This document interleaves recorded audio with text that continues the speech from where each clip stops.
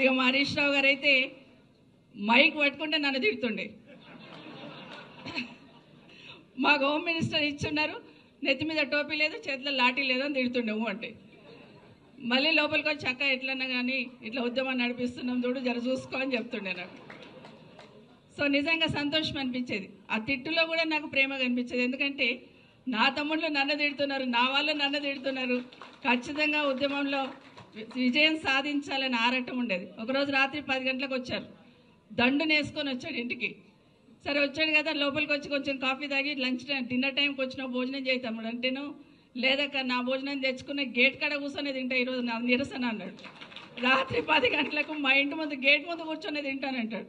తింటాను ఇక్కడే కానీ కొంచెం తొక్కుంటే పంపియక్క, కారం ఉంటే పంపి తింటాను అన్నాడు.